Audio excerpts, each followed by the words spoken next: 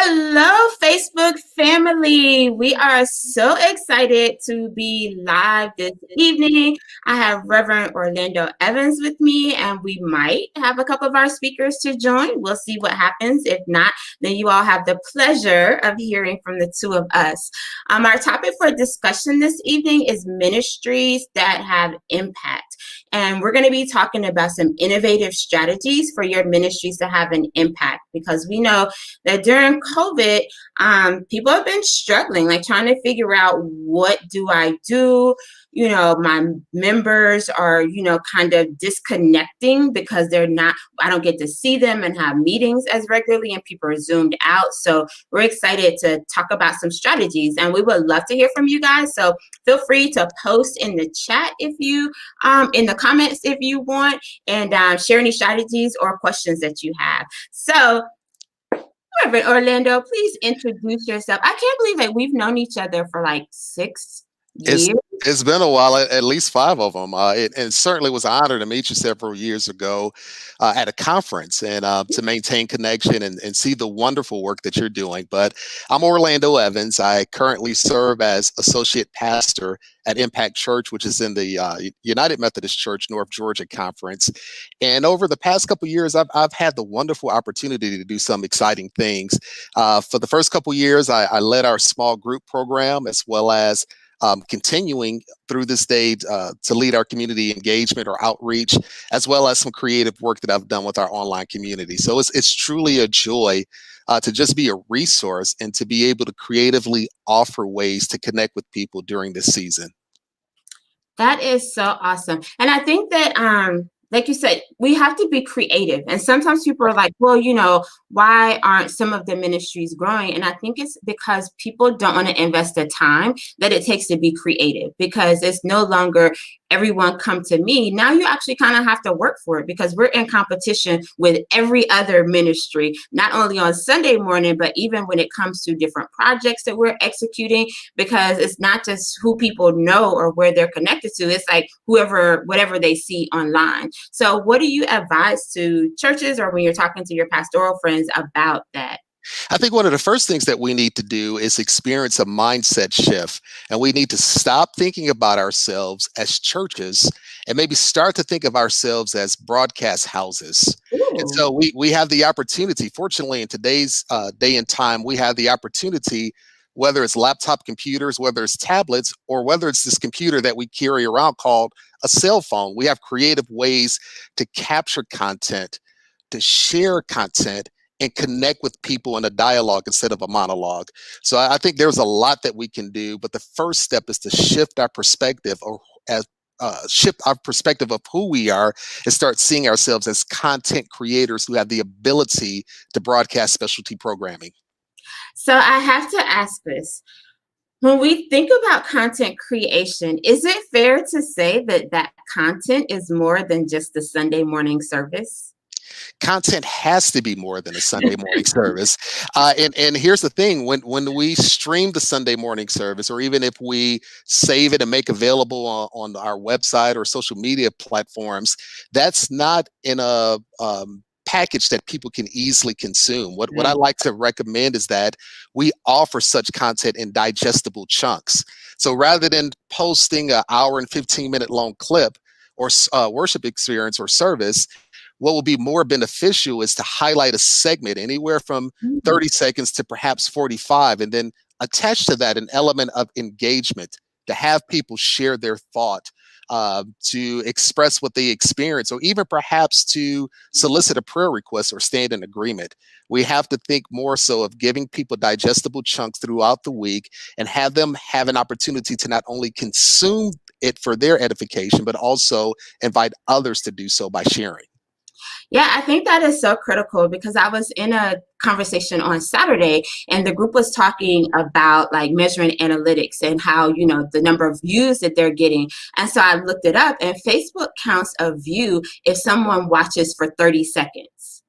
And that's even if it's just like in their feed and you just happen to stop in that moment. So it's like, counting views is not the same thing as engagement. And I think what you're talking about, finding ways where you're asking questions and people are giving you feedback, then if people are viewing your service or if they're attending, which are two totally different things, right? That's right. That's right. And so, and then we also have to keep in mind that people will sometimes not even attend or view live, but they can go back and watch it in its entirety later. And so it's important that even when we're offering worship, we can't offer it in the same way that we did when we were historically face to face. We have to design it in a way that when we know people are viewing it, they're doing so remotely. So what that means is don't necessarily talk at the camera, but talk Right. with the audience. Maybe give some pause or reflection and invite them to react some kind of way without rushing through things. What it may mean is that in addition to streaming worship, perhaps you can do something creative by assigning what I like to call an online host. And an online Mm, host is best described as a worship experience companion. It's someone who journeys with the viewer through worship by greeting them, by sharing maybe lyrics to the songs that are being sang. Maybe it's offering a reflective question. For example, if someone's singing a song, Lord, you're good and your mercy endures forever, perhaps at some point before the song is over, offer the opportunity for people to share how God has been good in their life, how ooh, they've yeah. experienced the mercy, so they can participate, and their participation can help others to engage by inspiring a reaction in them as well. Wow. So I don't want to take all of your presentation. So for you guys who are watching, like that's what Reverend Orlando is going to be presenting on Friday. So you definitely want to get more strategies because I think that some things that we consider to be kind of simple, some churches are just realistically struggling with those. One of the churches I work with, they were asking, well, what can our ushers do during this time? Because ushers are, they had a very important role when we were in space, but now it's like, all right, what do we do? And just like you were saying, having someone in the chat to greet and to welcome, that's a role that your ushers can play. They can be digital ushers now. So just he's going to be sharing some out of the box strategies that you guys can use to increase that engagement. So one of these I want to ask, like, what are some impact ministries that you're seeing? Like, what are some things that you're seeing that people are just doing and you're like, wow, that is really cool? Well, one thing that I have enjoyed doing is our community engagement. Mm, Um, Even when COVID first started, I know I personally was overwhelmed and said, "Well, I don't know how we function in an environment where we're not supposed to be touching."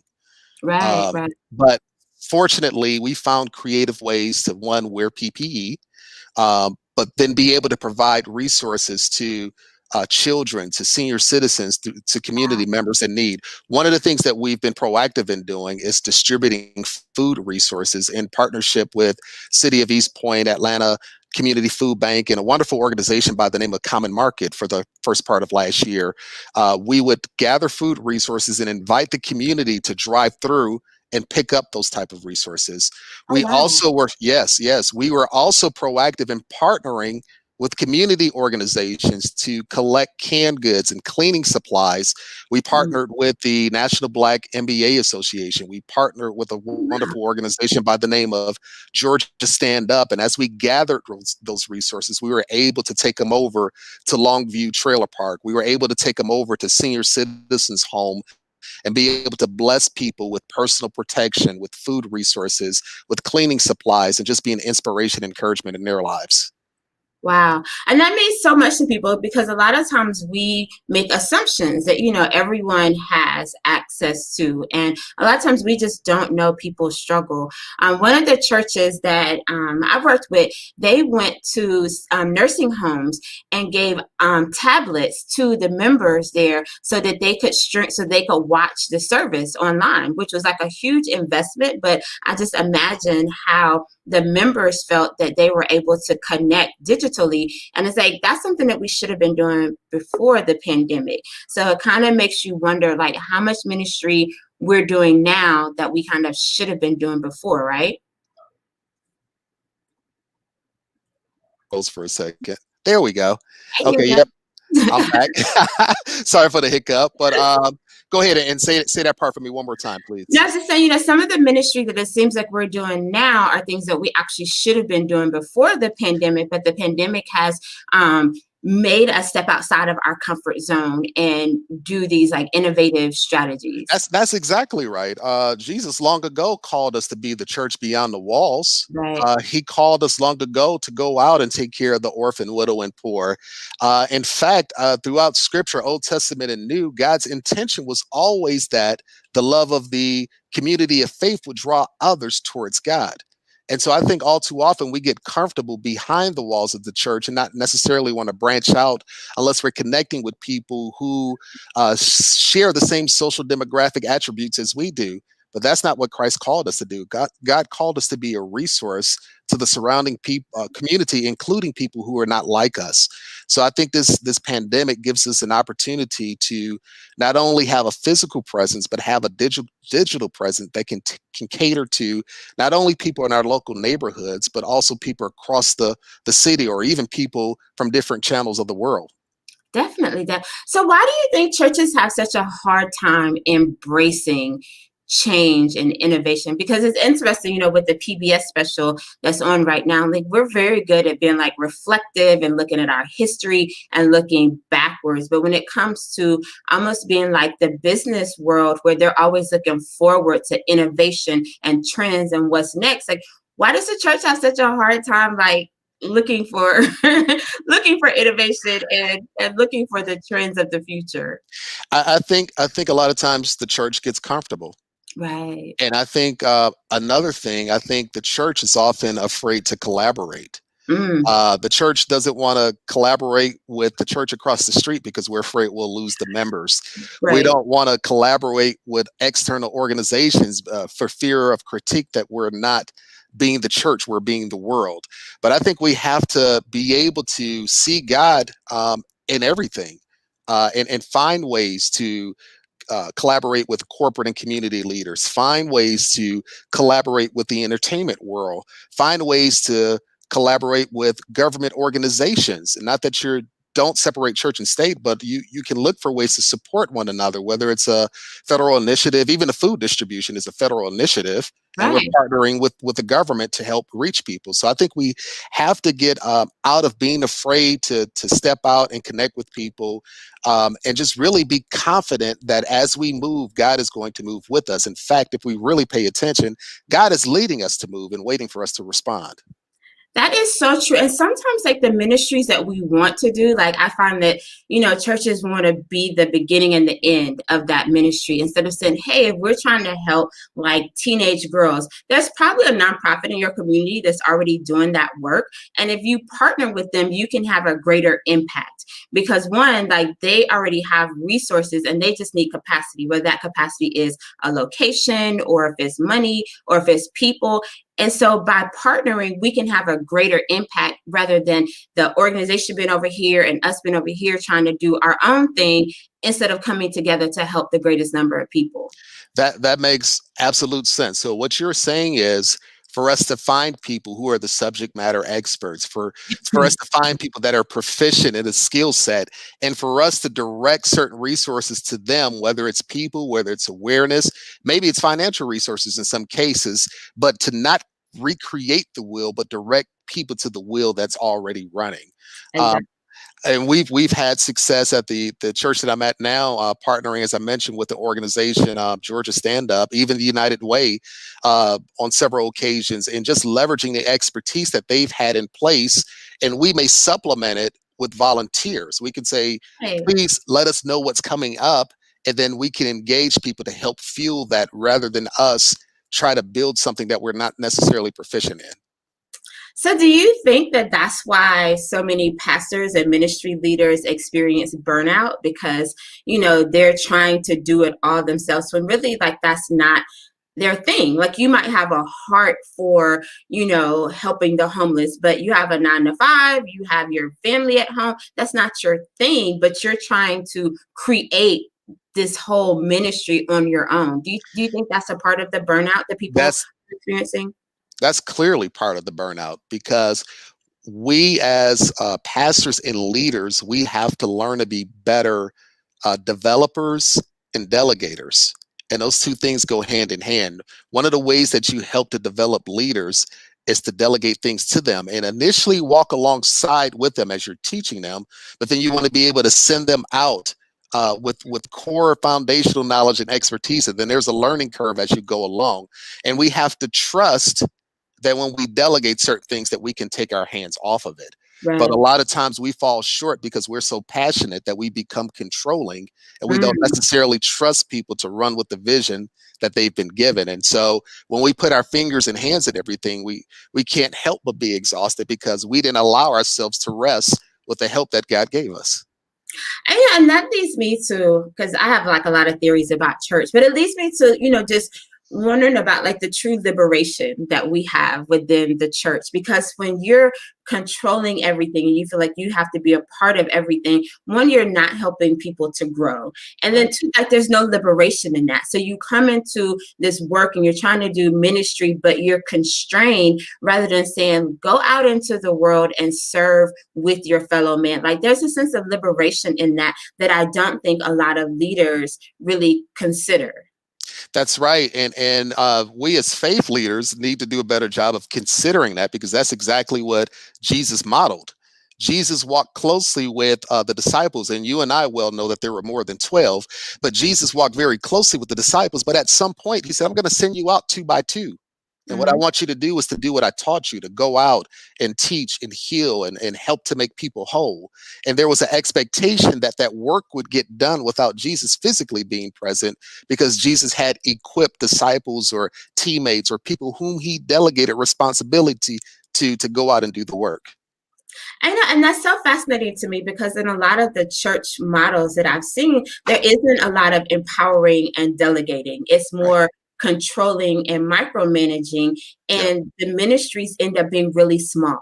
Like one of the models that I've seen, especially with non-denominational churches that have exponential growth, is that they take their small groups and they teach, and then they say, now you go find your own group, you go start a group in your subdivision or with your coworkers or with your family members, and they really empower people. But when I look at a lot of churches that aren't growing and they're trying to figure out why, it's because like they're holding the people that they have so tightly that they can't go out and have an impact unless the leader says, okay, I approve this.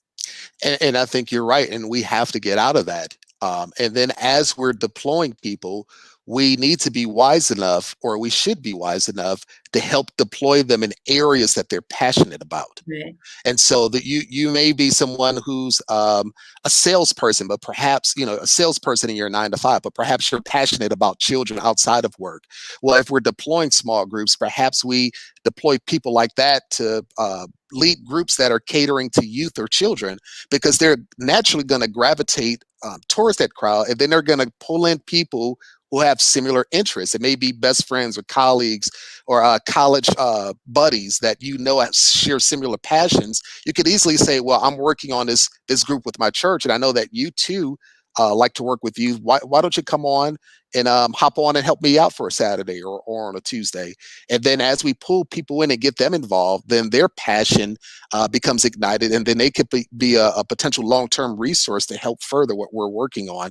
So we not only have to send people out into areas that they skilled and are called in, but in areas that they are passionate about, and trust that we've equipped them spiritually and allowed them to inject part of their very essence and creativity to take it even further.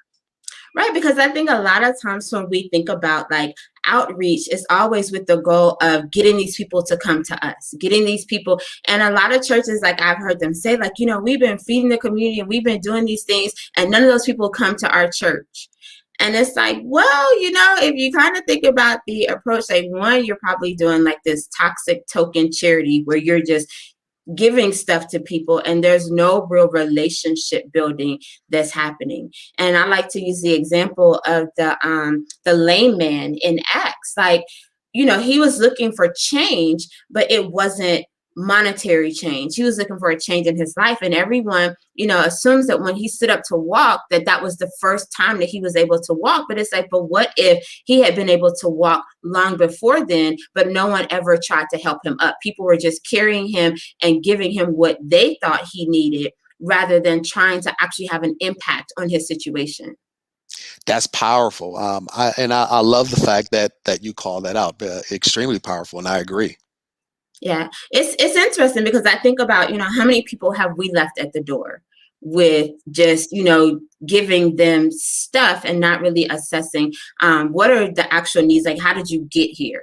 One of the churches in Rochester that I've worked with, when they have their food pantry, they actually have a social worker that comes, and so once they get the free stuff, then they also sit down and say, hey, do you qualify for food benefits? What is the actual need that you have, and how can we address that? So instead of continuing to give out free stuff, they're actually giving people assistance, because scripture says, if you give a man a fish, like he's only going to eat, but if you teach him the fish, then he'll be able to eat forever. And I don't know how many of our ministries are really teaching people how to fish, right? Right, right. And I love that you called out a couple things. First, one of the things I loved was that you called out the importance of doing a needs-based assessment. Right. A lot of times we'll go out into the community and we'll give people things that we think they need instead of us building the relationship and then over time inquiring as to what they really need. And so that's the first mistake that we made. I also love the fact a couple minutes ago you were talking about a lot of times we'll go out and do things with the goal of converting mission into metrics. We can't be metric driven when it comes to mission in terms of, yes, we went out 12 times and only 2 people came to the church. In fact, with our food distribution efforts, with our community outreach, one of the things we've been doing is going out to, as I mentioned, one of the local mobile home communities where a lot of people don't have resources, and we love on them and we give them food. Not one time, and it's probably not the preference of some people, but not one time have I mentioned I'm from a specific church. Not one time have I invited them to come over. But each time I just said, I want to share the love of God with you. We want to bless you with these resources. And in fact, we're in the process of putting together an Easter care program. So I asked some of the moms in the community, can you go out, identify who has kids and how many, give me a count, and we're going to do something wonderful for you all prior to Easter. And so I think when we're less trying to capture highlights and snapshots to promote ourselves, and Right. we're doing more to be missional to help others, I think that's going to result in fruitfulness and people being blessed and transformed. Yeah, and I think that some people, it's hard to say, but some people think like Christians are weird. Like they think that we're like really weird, especially when you see like all the stuff on the news about evangelicals and their beliefs or what have you. So like people really need to develop relationships with what I call like normal Christians. Like I've had people say, you don't act like a minister. And I'm like, well, what's a minister supposed to act like? And they think that, it's a person who always has on a suit, or, if it's a woman who always has on like pantyhose and she has her Bible and, she's quoting scripture all the time. And a lot of people don't believe that you can just be like a regular person and love God and follow Jesus and want to help them. And so we kind of have to like break down like that stigma for some people. You're right. You're right. What's funny is that when they looked at Jesus, he didn't look like what they expected. Right. And when you looked at Jesus, he did things that were countercultural. So Jesus was the one hanging out with not only the outcast and the down and out, but he was hanging out with the folks that the church folks that we don't even need to be around. Oh, But he was, yeah, that's powerful, because when you think about like even how we do ministry, a lot of times it's only for other church people. right. So it's like, so we already got them. Like we already got them. So let's make sure that they're good. But then when do we go to the liquor stores? Like I've heard, pastors say like on a Sunday morning, they'll go to the liquor store and minister to the people who are buying alcohol. And people are just like, oh my God, I can't believe you're doing that. But it's like, but aren't those the ones that we're supposed to be ministering to? Or, outside of the club, if you want to pass out like, hey, come to church in the morning. Like we don't think about the people who actually need to be there. It's easier to talk to the people who look like and act like us. Yeah, and it's sad that we don't think about them, but the wonderful news is that Jesus thought about them. Yes. Because Jesus died for each and every one of us, those who look cleaned and polished up, and those who look downright down and out and disregarded, and all the other ones in between. Jesus loves us equally. And Right. so we have to love one another equally as well. Yeah. And I mean, if some of us can be honest, like we were the down and out at one point. Come And on now.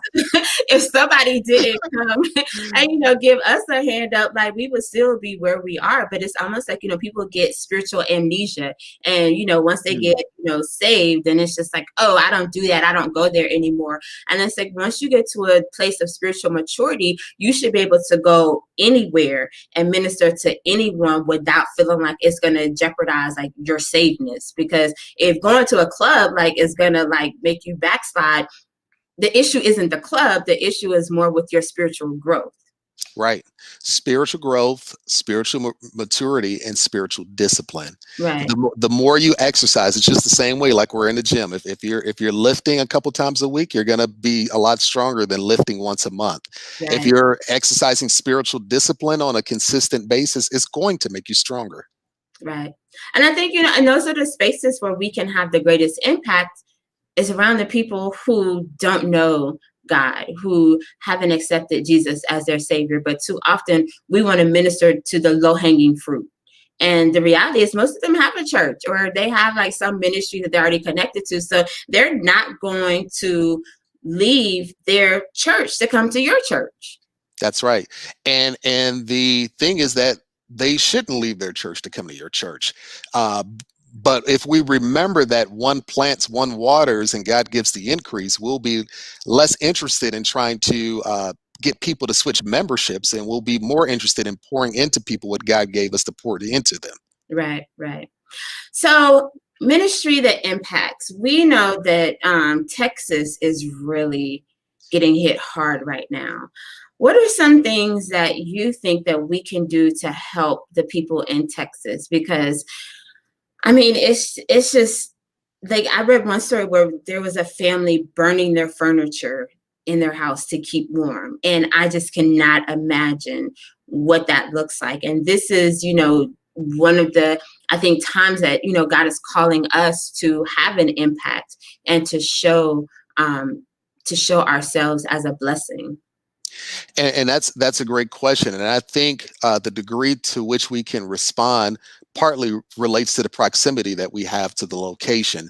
So one thing that several of us can do, regardless where we're located, is to give to places that you and I were talking about earlier, places that are experts that have established systems and programs where they can easily mobilize and reach people, whether that's the Red Cross or some of the other support organizations, not to isolate one, that's just one that came to mind.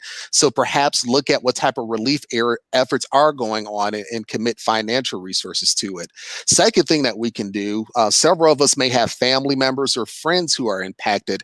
We can reach out and one, just check on their well-being. Two, we can make sure that they're okay. And, when we pray for someone, it has to be more than a one quick time prayer. It has to be the ministry of presence, checking in with them throughout the situation to see, well, are the lights on? Have you had a chance to eat? If the heat's not on in the house, perhaps you can go in your car for a little while and warm up. I think we have the opportunity also to share inspiration. And mind you, when people are suffering, that's not necessarily the time to go witnessing to folks. Right. That's the time to let your love witness to folks. Right. By being present, by being encouraging, by not always thinking that you have the answer. Sometimes the best thing that we can do is exercise the ministry of presence and listen to what people are saying. So I think between giving resources to people who are equipped to serve and have infrastructure, checking on the ones that we love and keep them encouraged, and listening to people who may be in our network or sphere of circle who are in that situation, I think those three things can help initially. And then as we're able to, we may be able to do more. I was just convicted as I was sitting there listening to you talk because a lot of times we talk about these things, but then it's like, what do we do? And the conviction led me to, we have a conference on Friday and we're asking people to pay for registration. And I'm committing that 10% of everything that we raise in registration, we're going to donate to an organization in Texas. There's a pastor down there that I'm connected with that I know is helping families and getting resources directly to them. And we're going to make a 10% donation. So whatever registrations we bring in, we're going to give 10% to that pastor. Um, That's excellent, and let me increase that. Any proceeds that would have been directed towards anything that would benefit me, please take that and add that to that total that you're going to give. we will do that. We will do that Mhm. because I just truly believe, like, that's the disillusion a lot of people have with the church is we sit around and we have discussions like this, and it's like, yeah, we can't do this, we can't do that, and then people are like, okay, but what did you do? Right. And I don't want Rethinking Church to be one of those organizations where we just talk about issues and we don't act on those issues. And so that's the commitment that I'm going to make. And I'm going to post. We also have a donate feature on our website, and I'm going to post that tomorrow. And anyone who wants to give and their heart is breaking and you're just trying to figure out something to do, we're going to do whatever we can. And it might only be $100. And so for some people, you're like, well, that's nothing. But for a family that, can't get bread to eat, That's right. $10 is a lot of money. For a family that needs like milk for their baby, or someone who needs insulin, that $40, $50, that means a lot to them. And so we're going to do what we can to have an impact, because we can't just talk about it. We can't just, sit here in our comfortable homes with our heat on and our electricity, knowing that our brothers and sisters are suffering, and not do something. That's true leadership, and I want to thank you for doing that. And when you post that link, I'll be one of the first to support that as well. Thank you. Yeah, and I think that's what this work is all about, is not only us talking about it, but really strategizing, like, how do we do this differently? How do we stop just being the people who come up with these great ideas, and then people are looking at us like, yeah, that sounds great, but who are you really helping? Right. So thank you for planting that seed. When you started talking, like, the Spirit was like, yo, what are you gonna do? Thank you for being responsive to the Spirit. Sometimes we hear the Spirit telling us to give, and we act like there's something's wrong. Right, because I'm gonna be honest, like, we have not met our registration goal for this event. So there's a part of me that's like, yo, like, do you even have the money? But I truly believe that we serve a God of abundance. That's We right. don't serve a God of scarcity. And if we're doing our part, then God is going to bless the work. And that's all that we can ask. So we're gonna trust you guys. If you want to be a part of the event, if you want to make a donation, then do so. But that's something that we're gonna commit. And like I said, even if it's only a couple of $100s, we're gonna send that to Texas, and we're gonna help at least one person. That's wonderful. So. Awesome. So ministry that impacts. That's what we had a great discussion about tonight. Friday, we have a power-packed day. We're starting at 9 o'clock in the morning.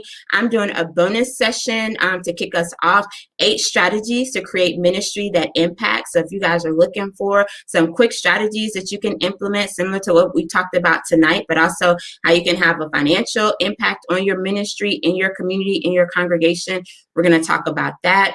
We have some professionals who are going to be talking about creating capital campaigns. I've heard so many pastors say, oh, we're going to do a capital campaign, and I wait and I never see a capital campaign. And it's really because, like, people don't know how. So have someone talking about that. We have someone talking about endowments. Endowments is something that we don't do a lot of in the church. Universities, there are some churches that do have millions of dollars in endowments. The church, why aren't we using that as a strategy? Because we know we cannot fund our ministries off of tithes and offerings forever. We have to start thinking outside of the box. So we have some sessions on that. Oh, we're going to be talking about branding, self-care, balance, because pastors do more than preach. Yes. You have to develop the leadership skills of your team, strategic planning. How do you manage all of this work without burning yourself out to empower and liberate your people to go forward and serve? Just like you said, Jesus did. And that's what the Great Commission tells us. As you've been taught, go teach others. But a lot of times, people can't afford to bring in the quality of presenters that we have for this conference. Like, if you looked at everybody on the conference and you tried to bring all these people to your church to do this training, you would spend thousands of dollars.